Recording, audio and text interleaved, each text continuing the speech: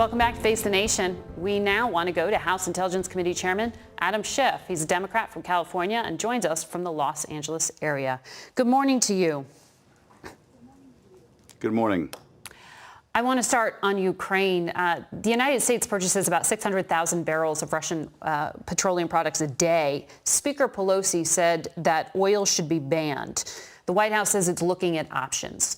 What is that option? Does a solution come from Congress, or is this something President Biden needs to act on? I think it could come from either place. I think there's very strong bipartisan support to cut off Russian oil and gas sales to the United States. It's anathema, I think, to many of us in Congress that while we were sanctioning them and trying to cripple their economy, that we would help them in any way by purchasing their petroleum. But I think the administration wants to make sure that we work with our allies. This will have an impact potentially on global oil prices, including here at home, where in Los Angeles now gas is over $5 a gallon. So he wants to make sure that we understand the impact on the global supply. But I think there is strong support to show solidarity with Ukraine, but also to make sure that American dollars aren't supporting the Russian war machine in any way. How quickly does that need to happen? I mean, this is Putin's lifeline. It's a cash cow. Well, I think we'd like to act on it very quickly. At the same time, we have to be circumspect about the fact that Russia will probably find somewhere else to sell that oil and gas to. So the impact ultimately on Russia may not be as powerful as we would like. It's why we have to continue to explore additional ways to really crush the Russian economy. But I have to say, I'm enormously impressed with how the world has come together, with how here in Congress, in a very partisan Congress, Democrats and Republicans are uniting around this tough sanction package, as well as providing more defensive military support to Ukraine. There is enormous solidarity with the brave people of Ukraine. There is solidarity, but it seems that Vladimir Putin is willing to suffer the consequences of those sanctions, and the Russian people are. The military is not stopping its advance, at least that we can see. What will happen if, as President Zelensky is predicting, he loses his life in this Russian attack? What will the United States do then? Well, he has, I think, been an incredibly courageous wartime leader. This was, I believe, another miscalculation by Putin, who believed Zelensky was weak, would not be able to lead a country to war. But in fact, he has proved to be enormously strong and not only rallied Ukrainians, but I think rallied people around the world. I don't want to contemplate what might happen in his absence, although I do think Ukrainian people will fight on, and we will continue to support them. But obviously, we're doing everything we can, supplying, I think, real-time intelligence to help protect him, as well as to give Ukrainians the information they need to defend themselves. The U.S. and global powers, as we spoke to Secretary Blinken about, are potentially on the cusp of a new diplomatic deal with Iran, a renewed version of this nuclear program. Should the Biden administration present that to Congress for review? Do you want to take a look at it? Well, I'm certainly going to want to look at it and study it and assess the merits of it. I think it will come down ultimately to whether it is essentially re-entering the deal that the Trump administration pulled America out of, or it is substantially a new and different deal. If it's the latter, then I think it will require a vote in the Congress. If it's the former, then the administration may be able to do that on its own. Ultimately, I think the decision to pull out was disastrous. Iran has moved forward, both in terms of its enrichment, but also in terms of its expertise. And ultimately, we're going to have to weigh the impact of that on any new agreement. You are chair of intelligence. You know well Iran's espionage activities and the operations they've tried to carry out on U.S. soil, including this attempt to kidnap a New York-based journalist. There are also threats against former Secretary of State Mike Pompeo and other Trump officials. Should this new deal with Iran include a promise to stop carrying out those kind of operations on U.S. soil? Well, I would love a nuclear deal to include prohibitions on Iran's malign activities, a cessation of its missile and drone program. But the question is not what I would like, but rather whether a deal that is confined to curbing Iran's ability to get a bomb is a good deal. And I think if we can take off the table any pathway to a bomb for Iran, that in and of itself is worthwhile. These other malign activities of Iran's, their plots against the U.S. personnel or Americans around the world, we can deal with and have to deal with separately, and we should deal with them aggressively. But I wouldn't say that we should neglect to stop their nuclear program because of these other activities. We need to go after all of this, not necessarily in one agreement. Before I let you go, I want to ask you about the January 6th committee. There was a development this week, a court filing claiming there is now evidence that President Trump broke the law in his efforts to overturn the election in 2020. Do you think that the Attorney General is moving fast enough with his enforcement? What we made clear in our filing to the court is we believe there's a good faith basis to conclude that the former president and his campaign may have violated any number of federal laws, including obstructing an official proceeding, the joint session, and defrauding the American people. And I do think that the Justice Department ought to be looking at these issues and ought to be investigating. In particular, just to give one very graphic example, the former president on the phone with the Secretary of State in Georgia demanding that he find 11,780 votes that didn't exist, but the precise number he would need to overtake President Biden. I think if anyone else had engaged in that conversation, they would be under investigation, and it should be no different for the former president. So I think the department is diligently pursuing those who attacked the Capitol that day, but there were multiple lines of effort to overturn the election that may have violated the law, which also should be investigated. All right. Chairmanship, thank you for your time this morning. We'll be right back. We turn now to the refugee crisis. Christina Ruffini reports from Poland. As Ukrainian men stay behind to defend their country, Ukrainian women are fighting their own battles, navigating danger, rubble, and chaos. It was scary. We got scared. Before that, we did not think we would leave. Panicked crowds and freezing temperatures, hauling children, luggage, even the family dog. Thousands of refugees have fled into surrounding countries, more than 100,000 to Slovakia, almost 170,000 to Hungary, and more than 800,000 to Poland. I want to stop war and get back my normal life. I want to live in peace. 29-year-old Kristina came to this border crossing with a mission: to pick up and deliver this car to the front, paid for with donations and filled with supplies. Yeah, we have night vision. It's really hard to get now. Since military-aged men can't leave Ukraine, women are acting as couriers. It's whole country fighting against enemy, united, like helping each other. The only thing that helps these days is to work and to believe. Believe that this will end, that they can win, and that their country and its people will be made whole. Now, Secretary of State Anthony Blinken was here yesterday where he met with refugees and told them they are not alone. And in a show of support, President Biden has asked Congress for $4.2 billion in aid for Ukraine. Margaret? Christina Ruffini in Poland. Thank you.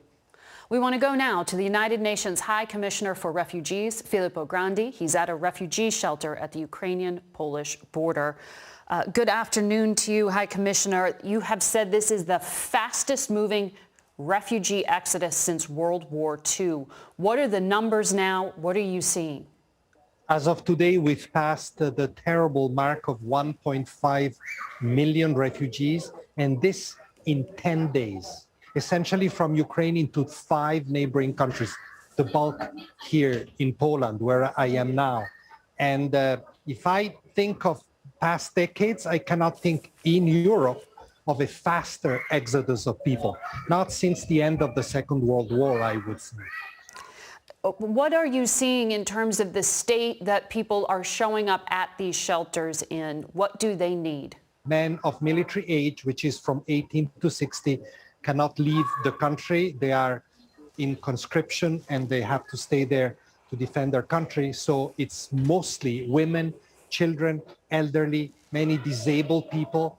And they are, above all, frightened, traumatized. These are people that until just a few days ago had a perfectly normal life, and in a matter of hours, everything is thrown apart.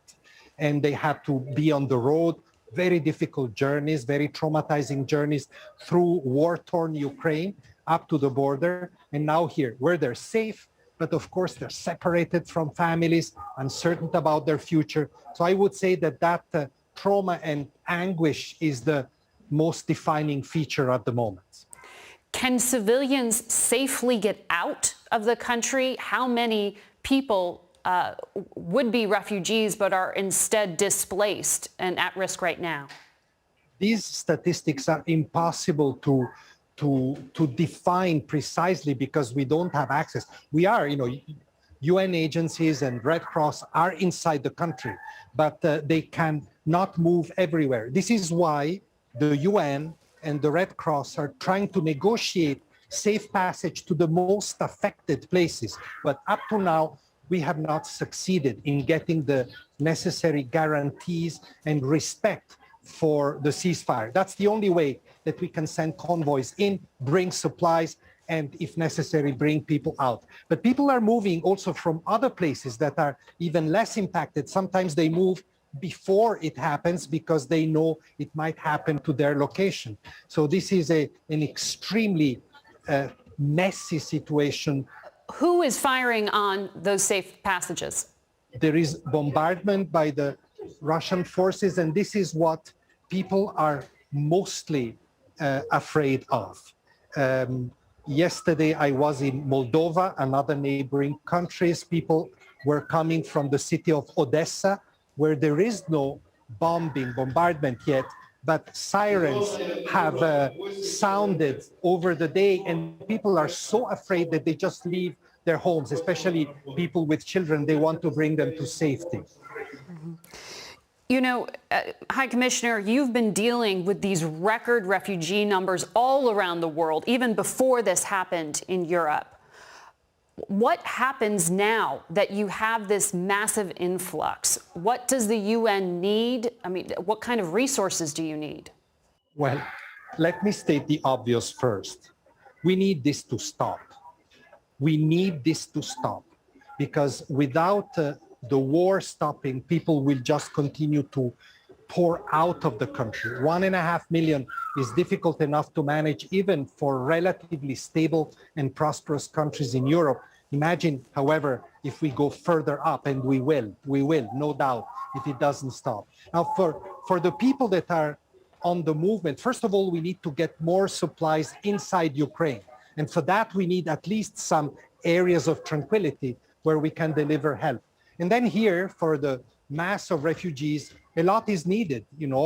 Any kind of relief supplies. We need cash to help people. We need logistical support.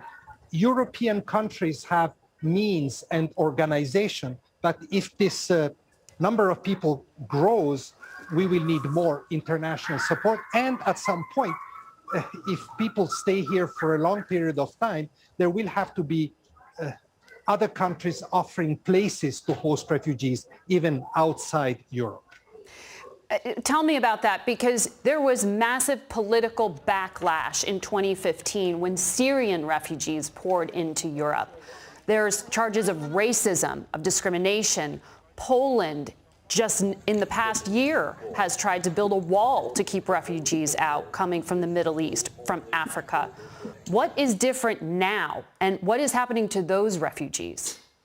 I think there is, of course, at the moment, a colossal emergency.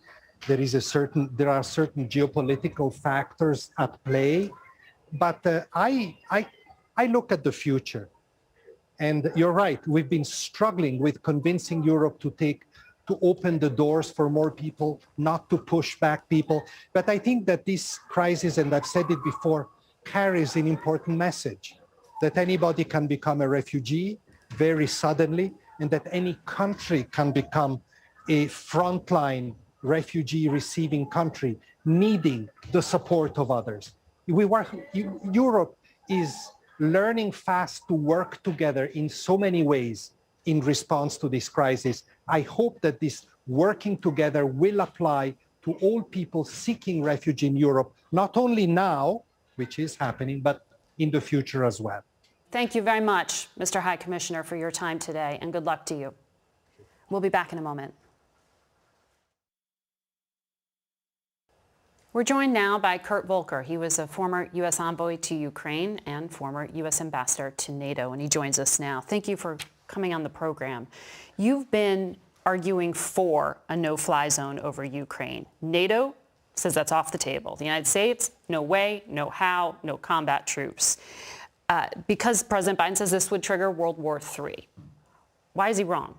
Well, I think there are ways to do this that mitigate those risks. It doesn't eliminate the risk, but it mitigates the risk of direct conflict with Russia. First off, I think we have to recognize that the civilian casualties and the horrific scenes that we just saw are going to get worse. They're not going to get better. There's going to be massive airstrikes against Kyiv, against other cities, and it's going to be absolutely devastating. So if we can prevent that from a humanitarian point of view, I think we need to try. And the way to do this that I would recommend is we make clear the humanitarian purposes. We limit the scope geographically to Kyiv and Western Ukraine, so we're not getting close to Russian borders. We make clear that we will only fire if fired upon on any ground targets. We are not there to strike anything. We make clear to the Russian military that we will not strike their aircraft or their helicopters as long as they stay outside the zone. And then there are rules of engagement that our Air Force and others are very good at of escorting people out of a zone without fire if they're not fired upon. And I think we apply all of those things in order to try to create a safe space for the civilians. So other former ambassadors to NATO have made the public argument that this is unrealistic because you would have to take out Russian systems not only in Ukraine, but long-range ones inside Russia. You go to war like this. You don't do that because that does bring us directly into the fight. Russia does not want us in the fight. And I think we are letting Putin get inside our heads and deter us from doing things to protect civilians, rather than taking into account that he does not want the U.S. or other countries supporting Ukraine. So if the goal ultimately, diplomatically, is to stop the carnage and stop the war, how do you get Vladimir Putin to back down? Who can actually do that? Because the Germans tried, the French tried, the Israelis tried. No one's got any success. The U.S. is talking to China. Who can do this? The Ukrainian people can do this. The Ukrainian people are there. They are determined. They are fighting. We are fortunate that we don't have to be in a position of fighting Putin or trying to stop him. The Ukrainian people are ready to do this. And that's why it's critical that we give them every bit of support and assistance we can. When you say it will get worse, I mean, the French president has indicated that's basically what Vladimir Putin told him. Tell me what is the scenario the public needs to prepare for? Because NATO is already saying cluster bombs are being used. You hear incredible accusations from the Ukrainian government about what is happening. The United States intelligence says lists of people to send to camps are being drawn up. Is this a scenario where you can see someone sitting down and negotiating the way out? Not at all. No, we have to understand that Putin is bent on a military victory. He wants to destroy Ukraine, decapitate the leadership. He doesn't care about how many casualties this causes, what happens to the civilian population. This is a messianic mission that he is on. This is why he has to be stopped. And again, we can do things to assist the Ukrainians. Very happy to hear Secretary Blinken say that we are now green-lighting the aircraft from Poland to Ukraine. We should be providing some of our own A-10 aircraft that we're ready to put into storage. There are trained Ukrainian pilots who use them. We should be looking at more means to get more support in quickly. What the UN High Commissioner just said was they need tranquil areas inside Ukraine. In Western Ukraine, there are areas where there is no Russian fighting now. We could try to help create those tranquil areas for delivery of assistance. So much more we could be doing. Is there the political will for that? You served in the Trump administration. Former Vice President Pence said Friday, there's no room in the Republican Party for apologists for Putin. It's kind of extraordinary he had to say that. Yeah, we've heard that in our media. We've heard that from some politicians here. But I think, as you heard also from Adam Schiff, there's incredible bipartisan unity in the Congress, Senate, and the House, and among experts and national security figures here in the country. Everyone sees what Putin is doing. There is no support for this whatsoever. Full support for Ukraine. The only question is how far we go to help Ukraine. Was the former president an apologist for Putin? That's what the vice president Well, said. I'm not going to pass a judgment on that. We heard what he said. You know, he said that Putin was acting in a smart, savvy way. I mean, that's not the messaging that you want to send. The messaging you want to send is that he is acting in an irresponsible, inhuman way, killing people in an unjustified war, and we should be on the side of the Ukrainians to help them. Thank you, Ambassador, for joining us today. We'll be right back. There was some good news this week. Progress at home battling COVID. There are some hints that life might be returning to something resembling normal. CBS News senior national correspondent Mark Strassman reports. Happy Mardi Gras! When the only mask in sight is a Mardi Gras costume, you know something's changed. It's like your soul re-entering your body. It feels good to be back. Starting tomorrow in New York, we are winning. So let's celebrate the win. One of America's first cities to impose a mask mandate in public spaces will lift it. Starting Monday, New Jersey ends mandatory masking in schools. California, Oregon, and Washington State will do the same next week. COVID cases, hospitalizations, and deaths all down dramatically. Under the CDC's new metric, more than 90% of Americans live in counties with low or medium COVID risk. And a big reason is vaccinations. 3/4 of adults now have theirs. Another booster, with COVID cases down, the labor market's up. Nearly 700,000 jobs added last month. 90% of jobs lost during the pandemic have returned. But COVID always comes with a caveat. Health officials warn the pandemic is hardly over, and children under 5 are especially vulnerable. But overall, in unmasked America, we're breathing easier. Our Mark Strassman with some news on COVID for a change. That's it for us today. Thank you for watching. Until next week, for Face the Nation, I'm Margaret Brennan.